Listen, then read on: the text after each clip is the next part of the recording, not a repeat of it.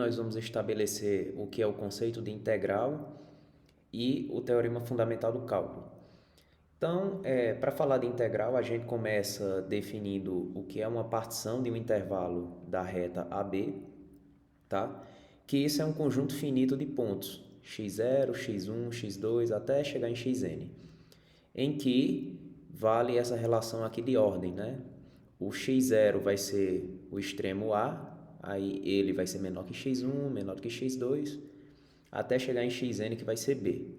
Então, por exemplo, aqui se você tem a partição desse intervalo AB,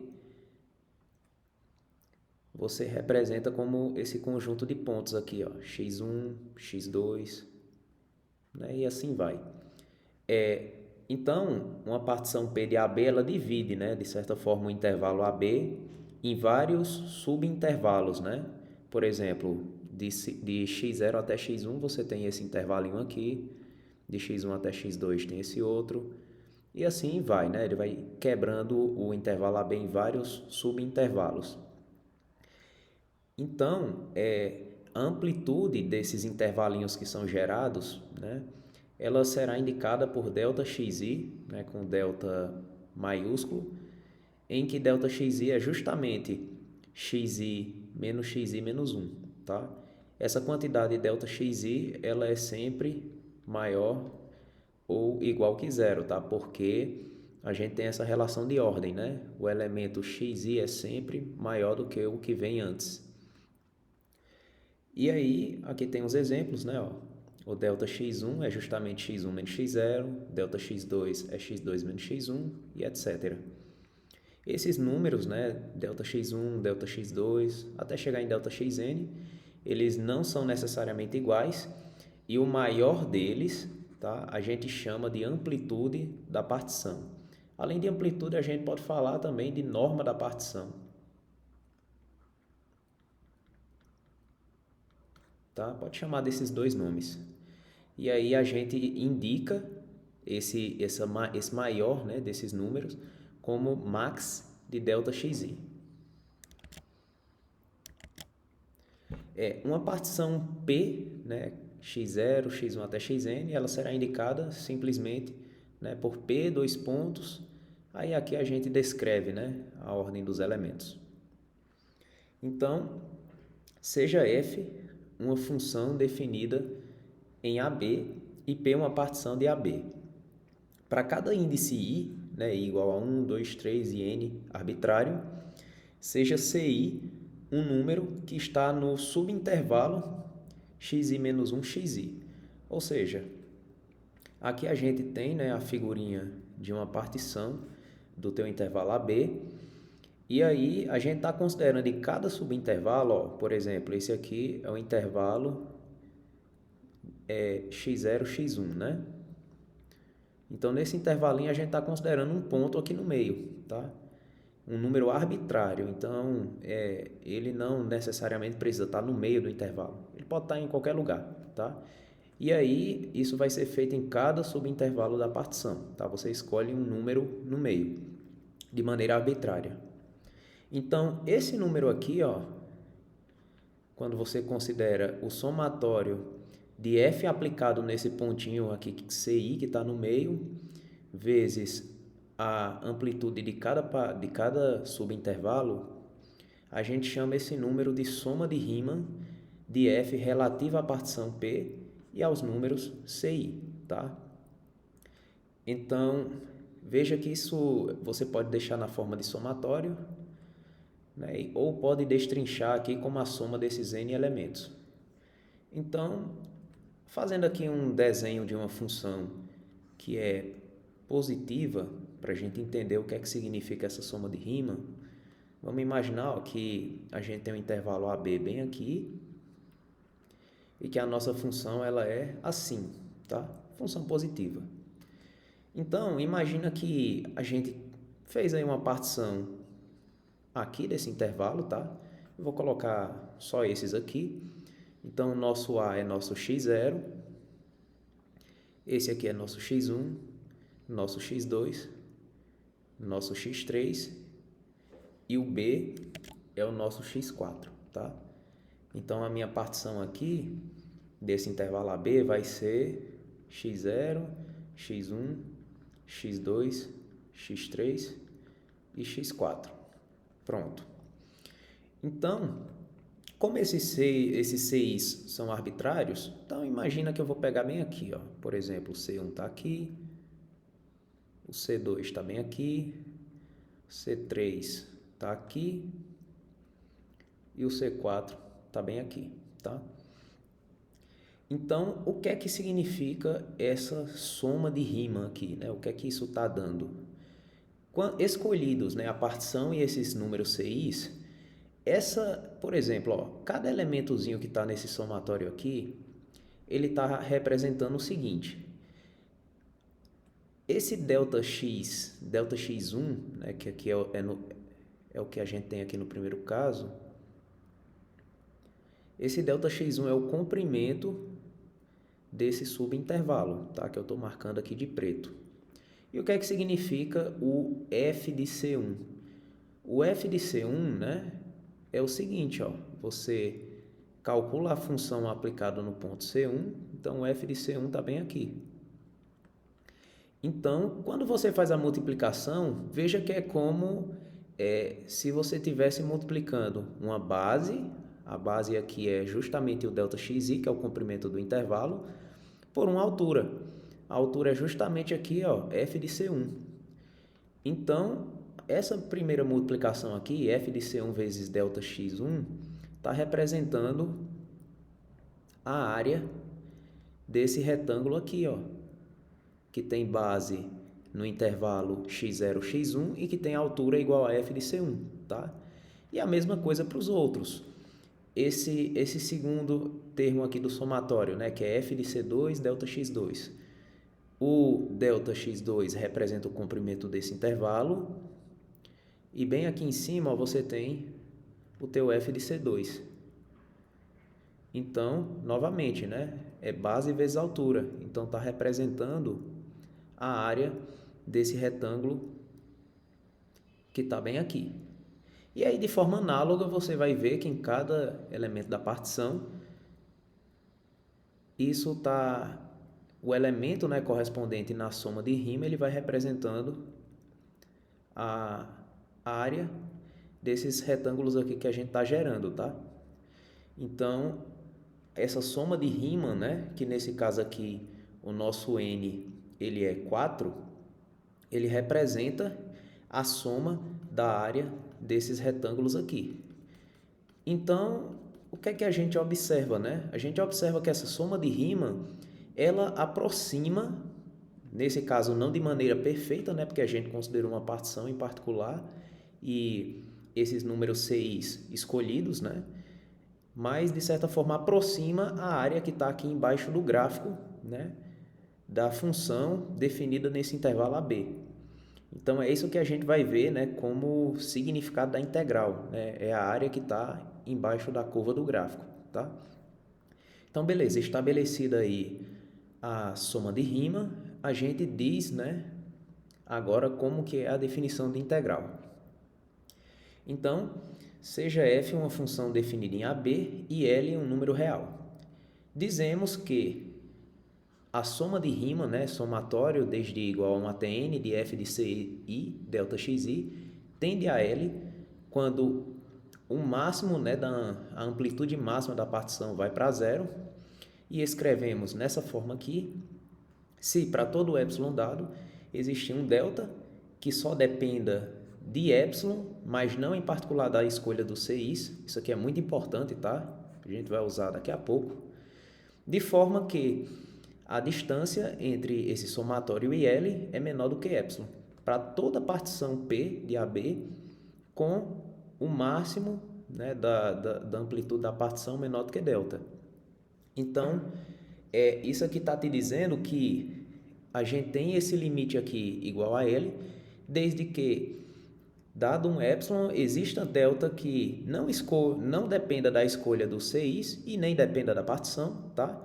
De forma com que isso aqui acontece. E, nesse caso, tal número L, quando existe, ele é único, tá? Você pode verificar isso aí. E esse número ele se chama de integral, tá? Integral de Riemann de f em AB, e a gente indica por esse símbolo aqui. Símbolozinho de integral, a gente coloca o extremo inferior do intervalo e o extremo superior, tá? Na ordem que a gente está falando do intervalo AB, de f de x dx. Então, por definição, a integral ela é esse limite aqui, tá? Limite quando o máximo da norma da partição vai para zero, dessas somas de Riemann.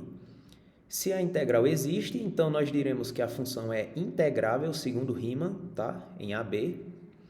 E é comum a gente se referir, né, a essa integral quando a gente tem o intervalo bem definido como integral definida de f em AB, tá? Por definição, nós vamos colocar a integral de a até a igual a zero. Então, por exemplo, se a gente estiver falando da integral de 1 até 1, isso é zero, tá? E a gente vai colocar essa operação aqui, que pode ser feita. Você pode trocar, né, os intervalos de integração, só que trocando o sinal, tá? Então, tipo, aqui a gente tem integral de b até a de f de x dx. Isso é igual a menos a integral de a até b de f de x dx, desde que a seja menor do que b, tá? Então, quando a gente olha à primeira vista, né, para a definição de integral, que a gente vê esse limite aqui que pode assustar, né, de certa forma, a gente não tem muita noção do que é que ele está significando, né? Porque, veja só, a soma de Riemann eu sei o que é que significa, né? Tá bem aqui, ó. Soma de Riemann, ela significa a soma dessas áreas desses retângulos aqui que são gerados, né, a partir da partição. Mas aí, aqui o que é que a gente está fazendo, né? Aqui a gente está fazendo um limite dessas somas de Riemann e considerando todas as partições, né? Porque isso aí não deve depender da partição. Então, veja só, como a gente está mandando aqui, a parte importante é aqui, ó. Como a gente está mandando o módulo da partição tender para zero, então, o que é que a gente está fazendo, né? Aproveitando esse desenho aqui, deixa eu colocar uma corzinha por cima. Por exemplo, ó, aqui nesse desenho, aparentemente, a norma da partição, né, a maior das partições, é essa daqui, né? Porque ela parece ser maior visualmente pelo desenho, né? Então, isso aqui é o máximo do ΔXi. Parece que é esse. Então, o que é que você faz quando você manda ele para zero? Se você está mandando ele para zero, então significa que ele está ficando menor, né? Esse comprimento está ficando menor. Então, quando ele fica menor, né, deixa eu passar um preto aqui, ele tem essa largura aqui. Se ele fica menor, ele vai ficar tipo assim, né? Digamos que ele se reduziu a isso aqui. Ele vai afinando, né, aqui na largura. Mas aí, quando você faz isso, se o máximo está indo para zero, o que é que está acontecendo com os outros? Também estão diminuindo, né? Então, na verdade, quando você faz isso, manda essa norma da partição tender para zero, então está significando que você está diminuindo o tamanho de cada um deles, né? Então, ó, tudo aqui ele está diminuindo. E isso, à medida que você vai diminuindo, vai dando uma aproximação mais certa, né, da área que está debaixo do gráfico. Colocando aqui em forma de animação, deixa eu colocar aqui para vocês, que eu gravei uma animação aqui. Pronto, aqui, ó, olha como funciona. Você vai diminuindo, né, o módulo da partição quando você está mandando para zero. Então, vê que a aproximação que você está tendo pelos retângulos vai se tornando mais próxima da área que está debaixo do gráfico, tá? Isso no caso de uma função positiva, né? Que você vê que o gráfico está todo acima do eixo. Então, isso que vai acontecendo quando você está mandando aquele limite para zero. O que acontece graficamente é isso, tá? Então, em particular no caso aqui de uma função positiva, como é o caso desse desenho, quando você faz a integral, né? Digamos aqui, o gráfico é esse. Quando você faz a integral, você obtém a área justamente que está aqui debaixo do gráfico, tá? Digamos ela sendo definida aqui nesse intervalozinho AB. Você tem perfeitamente a área aqui do gráfico, debaixo do gráfico, tá? Então esse é o significado da integral quando a função ela é positiva, tá? É a área que está debaixo do gráfico. Aí as propriedades, as principais, né, propriedades da integral são essas aqui. Se f e g são funções integráveis e k é uma constante, então a soma de duas funções, né, integráveis é uma função integrável. E aí vale essa relação. Quando você vai fazer a integral da soma, você pode fazer cada integral separada. Uma constante vezes uma função, ela é integrável também, tá? E aí vale essa regra, que você pode pegar a constante e tirar para fora da integral, tá? Se a função é positiva, a integral é positiva. Isso é claro, né, devido à definição, ó. Devido à definição, que é por meio de limite, né? Essa expressão aqui sendo positiva, já que o ΔXi também é positivo, então esse somatório é positivo. E aí o limite de coisas positivas, né, permanece positivo. Isso aí é o que a gente conhece por teorema da conservação do sinal, né? Então, essa propriedade aqui também é verdadeira. E outra coisa que às vezes você precisa fazer é o seguinte: se você tiver um ponto aqui entre A e B, f é integrável em AC e em CB, então a gente pode fazer essa relação aqui. Veja que você tem o seguinte, ó, você tem um intervalo AB e você tem um pontinho aqui no meio. Às vezes a função ela muda de comportamento quando você está olhando para esse intervalo AC e para esse intervalo CB. Então por isso que é útil muitas vezes essa decomposição aqui. No princípio você tem integral de A até B, de f de x dx, mas aí você pode quebrar a integral, né, em dois intervalos. A de que vai de A até C, de f de x dx, mais a integral que vai de C até B, de f de x dx, tá? Então essas aqui são as principais propriedades da integral. Agora, como que a gente faz para calcular a integral, né? Porque até agora a gente falou, né, das propriedades, como que é a definição, mas a gente não mostrou nenhuma integral ainda, né? Como é que a gente faz para calcular? Será que a gente precisa ficar usando esse limite aqui para fazer cálculo de integral? A resposta é não, tá? A gente tem uma maneira que relaciona a noção de derivada que permite que a gente faça o cálculo de integral sem passar, né, pelo cálculo explícito desse limite aqui, que em geral dá muito trabalho. Então, isso é conteúdo, né, do teorema fundamental do cálculo, que a gente vai fazer uns comentários agora.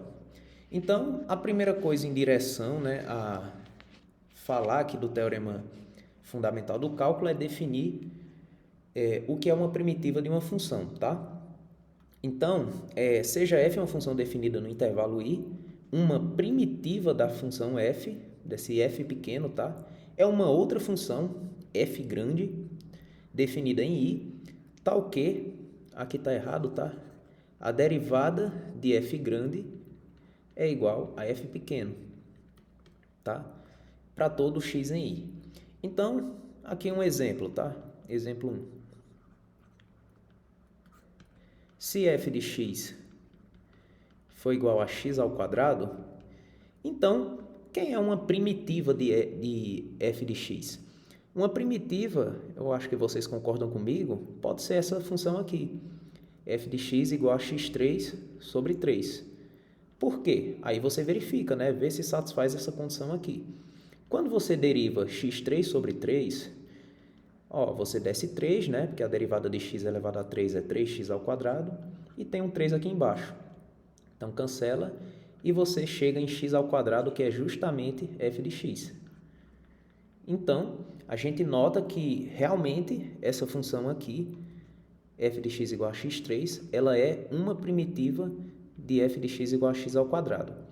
Só que observe uma coisa, se você tivesse colocado f de x igual a x3 sobre 3 mais 1, isso ainda é uma primitiva de f de x igual a x ao quadrado, porque quando você deriva essa constante em 1, ela vira zero.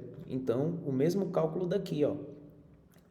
Então, de fato, você pode verificar que para qualquer constante, essa função aqui, ela é primitiva de f de x igual a x ao quadrado, tá? Isso aqui C constante. Outro exemplo, né? Para toda constante k, a função f de x igual a 2x mais k, ela é uma primitiva de f de x igual a 2, justamente porque quando você deriva aqui 2x mais k, com k constante, né? A derivada de k é igual a zero. Derivada de 2x é igual a 2. Então, f de x igual a 2x mais k é primitiva de f de x igual a 2. Então, sendo f primitiva, aqui eu estou falando de f grande e f pequeno sem distinção, tá? Mas, assim, vão acompanhando aqui o texto que vocês observam a diferença. Então, sendo f grande, né, uma primitiva de f em i, então, para toda constante, a gente observa, né, com esses dois exemplos, que f grande mais k também é primitiva, né? Por outro lado, é um resultado conhecido, né, que se duas funções têm derivadas iguais no intervalo, então elas diferem por uma constante. Então, segue que as primitivas de f sempre são funções da forma f grande de x mais k com k constante, tá? Então, a família de primitivas, aqui faltou o f grande em todo canto. A família de primitivas de f pequeno em i vai ter essa notação aqui, ó, notação justamente com símbolo de integral, tá? De forma bem conveniente, como a gente vai observar. Então, essa notação será usada para representar a família de primitivas de f pequeno, tá? Ou seja, essa notação aqui de integral significa a primitiva de f mais uma constante. Então, essa notação, né, da integral de f de x dx se chama integrando, né? E uma primitiva de f, ela será chamada de integral indefinida de f, tá? Então, a gente se refere a essa expressão aqui, ó, com o símbolo de integral sem os limites de integração como integral indefinida de f. E aí, agora vamos derivar aqui o mais importante teorema da teoria de integral, né? Que é o teorema fundamental do cálculo. Então, vamos começar o seguinte. Vamos pegar uma função que é integrável e que possui primitiva, tá? Então, seja f integrável em AB.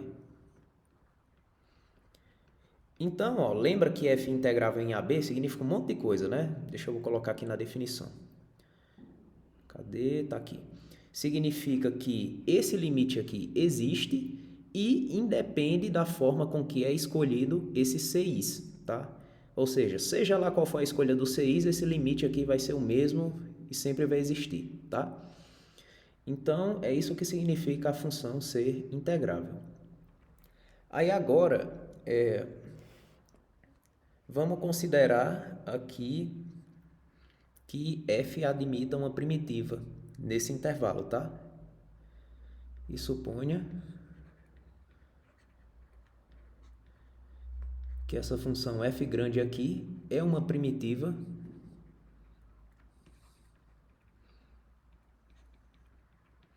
de f pequeno, né, em AB, tá? Então, eu vou fazer o seguinte, ó. Eu vou começar aqui o cálculo aplicando a primitiva em B e subtraindo da primitiva em A. Então, vocês vão ver o que é que vai aparecer, ó. Vamos aplicar aqui a primitiva em B e vamos subtrair da primitiva em A. Beleza. Agora eu vou fazer assim, ó. Tá dado o nosso intervalo aqui AB. Eu vou definir uma partição aqui em AB. Então, uma partição qualquer. Então, eu vou pegar aqui uma partiçãozinha em AB, tá? Digamos aqui que eu fiz com N elementos. O nosso A vai ser o x0, aí depois vem x1, depois vem x2, xi em geral, tá? E nosso B vai ser xn. Então, por definição dessa partição, esse nosso f de b menos f de a vai ser f de xn menos f de x0. Pronto. Aí agora eu vou fazer o famoso truque de somar e subtrair o mesmo elemento. Então aqui, ó, deixa eu mostrar como que eu vou fazer. Vai ficar assim, f de xn menos f de xn menos 1 mais f de xn menos 1 menos f de xn menos 2 mais f de xn menos 2 menos f de xn menos 3. E assim você vai, tá? Até chegar ao ponto em que você vai ter mais f de x1 menos f de x0. Então, o que é que eu estou fazendo aqui? Essencialmente, se você observar, ó, eu estou somando e subtraindo esses termos do meio. Por exemplo, esse cancela com esse, tá? Então, por isso que eu só somei e subtraí ambos. Da mesma forma, esse cancela com esse, tá? Da mesma forma que esse vai cancelar com o próximo que aparecer aqui. E assim vai, né? De forma que até esse cancela com o anterior e volta para ser o que tinha antes, que é f de xn menos f de x0. Então, eu só fiz somar e subtrair alguns termos, tá? E aí, o que é que eu vou fazer agora? Agora, eu vou aplicar o teorema do valor médio em cada uma dessas expressões aqui. Por quê? Porque a primitiva, f aqui é uma primitiva, né? Então, você pode fazer derivada dela. A derivada dela é justamente a f pequeno. Então, aqui eu posso fazer o teorema do valor médio. E aí, vai ser o teorema do valor médio em cada um desses parênteses, tá? Por exemplo, aqui nesse primeiro parêntese, você vai aplicar o teorema do valor médio no intervalo xn menos 1 até xn. Ou seja, você vai aplicar o teorema do valor médio nesse último intervalozinho aqui. E aí o teorema diz que a gente pode encontrar um elemento aqui, né, no meio, de forma que esse primeiro parêntese aí é justamente igual a f' de um certo ponto que está aqui dentro desse intervalo xn menos 1, xn, vezes a diferença xn menos xn menos 1. Isso é o que diz o teorema do valor médio, né? É que f aplicado aqui nos extremos é igual a derivada num ponto que está no meio. Nesse caso aqui, deixa eu ver quantas somas eu tenho. Vamos lá, eu tenho n somas, né? Então, esse aqui seria o f de Cn, correto? Então, só para a notação ficar certinha, né? Isso aqui vai ser um ponto Cn do meio, Cf aplicado em Cn, vezes a amplitude do intervalo. E aí, você vai sucessivamente aplicando o teorema do valor médio em cada um desses parênteses. Por exemplo, nesse aqui, seria f num certo ponto Cn menos 1, vezes xn menos 1 menos xn menos 2. F', né? Porque é a derivada. E aí, esse ponto aqui é o Cn. Esse Cn menos 1, ele é um ponto que está por aqui, ó. E aí, você vai aplicando, né, o teorema do valor médio em cada um desses intervalos. Então, já vou dar uma reticência aqui, já vou para esse último, né, que seria justamente a f aplicado em C1, f', né? Vezes x1 menos x0. Só que aí você usa o fato de que f grande é primitiva de f pequeno. Então, esse f' é justamente f, né? A definição de primitiva é essa, ó. F', ela dá o f pequeno. Então, isso aqui é justamente, ó, f pequeno aplicado em Cn vezes xn menos xn menos 1. Na verdade, ó, eu já posso adiantar outra coisa. A gente fez uma convenção, né, de que essa diferença é justamente os deltas, né? Esse daqui, por exemplo, é o delta xn, né? É só olhar lá para o comecinho, ó. Aqui, ó, o delta xi ele é a diferença, né? xi menos xi menos 1. Então, esse aqui é o delta xn, né? Porque é bom que já vai adiantando aqui o processo. Então, mais, aí aqui é justamente f em cn menos 1, e esse aqui é o delta xn menos 1, mais a desse último, né? Que é f de c1 vezes delta x1.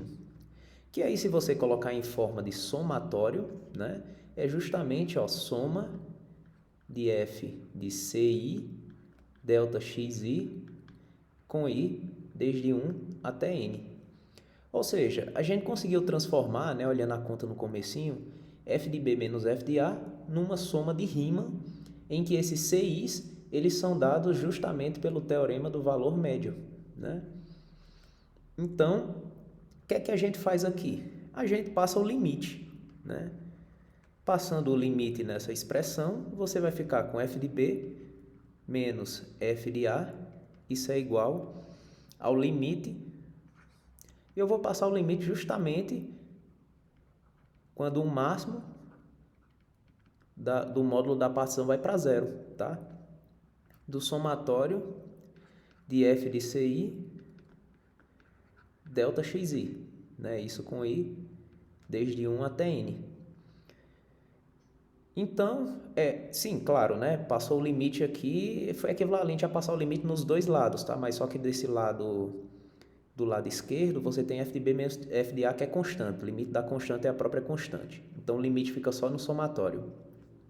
E aí você usa agora o fato de que a função é integrável. Se ela é integrável, a convergência desse somatório aqui, ele não depende nem da partição, nem depende dessa escolha dos ci's. Então, os ci's que a gente escolheu do teorema do valor médio já são suficientes para garantir que esse limite aqui é justamente a integral de a até b de f de x dx. Então, com essa conta aqui que a gente fez, a gente estabeleceu o teorema fundamental do cálculo. Olha só, se a função for integrável e f for uma primitiva da f grande, uma primitiva da f pequeno, em AB, então a forma que você faz para calcular a integral de a até b de f de x dx é pegar a primitiva, aplicar em b e subtrair da primitiva aplicada em a, tá? Veja que isso aqui é um avanço muito grande, né, em relação a tentar resolver o limite, né? Aqui você, de certa forma, está usando a noção de derivada, né? Porque essa primitiva é uma função que você deriva e chega nessa f que está dentro aqui do símbolo da integral. Então, isso evita que você passe pelo cálculo do limite, né? Você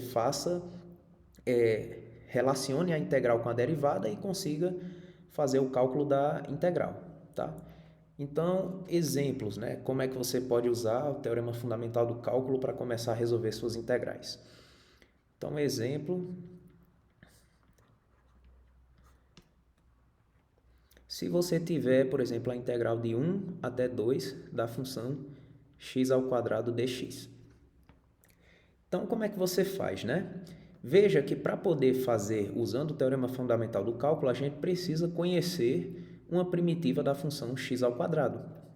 Só que aí a gente fez ali acima que a primitiva de x ao quadrado é a função x elevado a 3 sobre 3, né? E aí, uma coisa, tá? Quando você for fazer integral definida, né? Ou seja, tem esses intervalos aqui de integração, você não precisa usar a primitiva com a constante. Porque mesmo que você utilize, na hora que for usar o teorema fundamental do cálculo, vai aparecer a primitiva aplicada no primeiro ponto, que é b, mais a constante, né? E a primitiva aplicada em a, mais a constante. E tem esse sinal de menos. Então, a constante vai cancelar, tá? Então, não tem importância você ficar colocando a constante quando a integral for definida. Então, aqui, de fato, você pode considerar só x3, tá? Então, por meio do teorema fundamental do cálculo, isso é só você pegar e aplicar a função x3 sobre 3 no intervalo 1 até 2, tá? Então, aí você começa aplicando no extremo de cima, né, conforme o teorema. Então, fica aqui 2 elevado a 3 sobre 3 e subtrai da primitiva aplicada no extremo de baixo. Então, fica 1 elevado a 3 sobre 3. Isso aí dá 8 sobre 3, menos 1 sobre 3, que é igual a 7 sobre 3, tá? Então, essa é a integral, né, dessa função. Outro exemplo.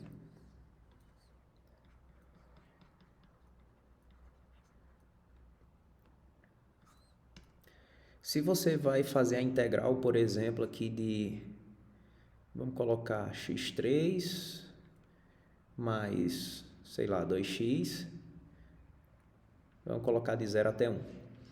Então, dx, né? Então, aqui, você pode usar as propriedades de integral e resolver cada integral separado, né?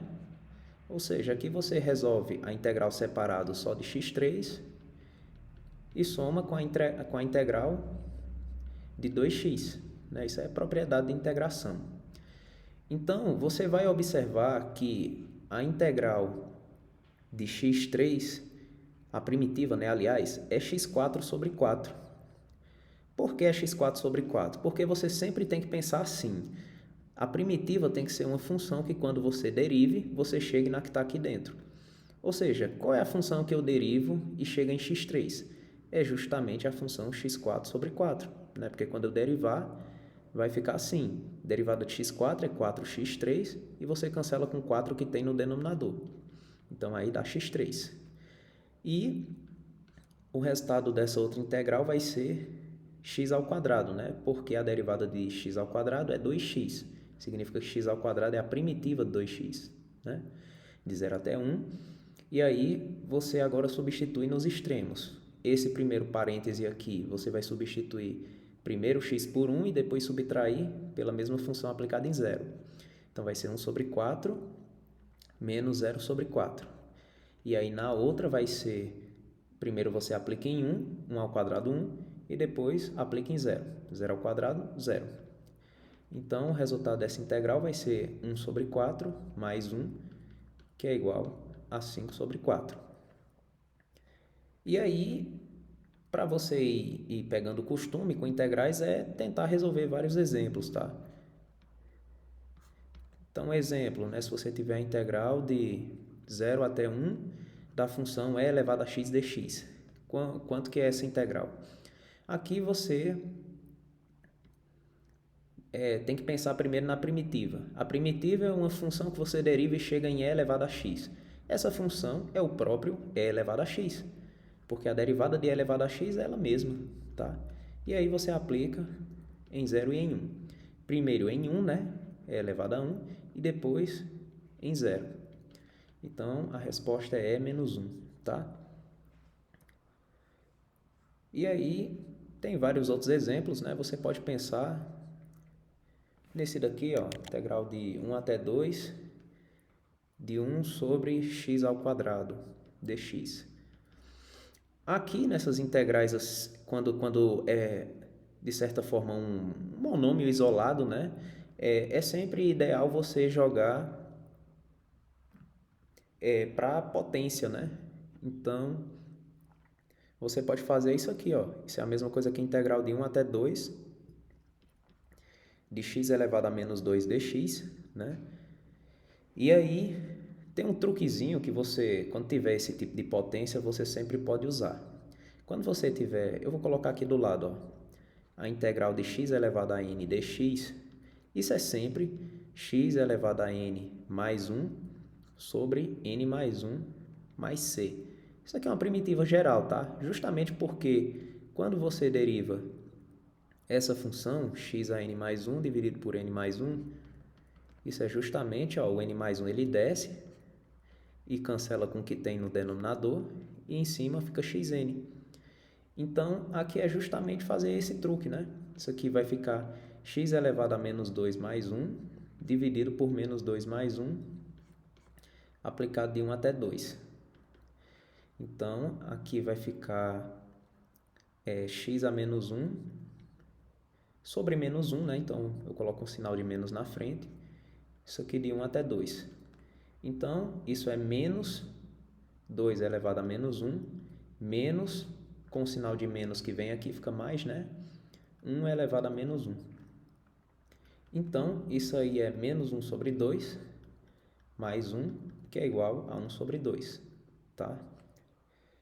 E aí, por fim, uma que é um pouquinho diferente, né, quando tem essas potências, que é para você não confundir, né? A integral de 1 até 2 de 1 sobre x. Essa integral aqui não resolve dessa maneira, tá? Essa integral aqui, a primitiva dela é o ln do módulo de x, tá? Aplicado de 1 até 2.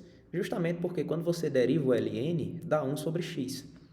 E aí é só aplicar nos intervalos, né? Então, ln de 2 menos ln de 1, só que ln de 1 é 0, então a resposta aí é ln de 2, tá?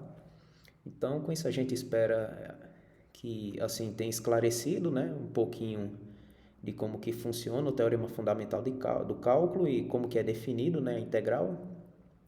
E nos próximos vídeos a gente vai mostrar algumas das principais técnicas de integração, tá bom?